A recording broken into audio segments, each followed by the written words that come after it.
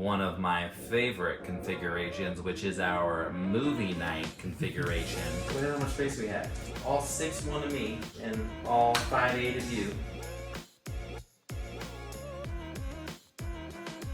What's going on, guys? I am Herman Castle III. I'm an interior designer here in Los Angeles. My name's Graham Breitenstein. I'm a movement coach and entrepreneur, and we're really excited to share our thoughts on this here Migliore Jinx. One of my favorite things about this sofa is that it's low profile and it's a modular sofa. So with us having a smaller space, it literally just blends in seamlessly, and I love that. All the different configurations that we can change it into. How it's set up now, which is really supportive for me when I'm working from home. There is one of my favorite configurations, which is our movie night configuration. And we have, look at how much space we have.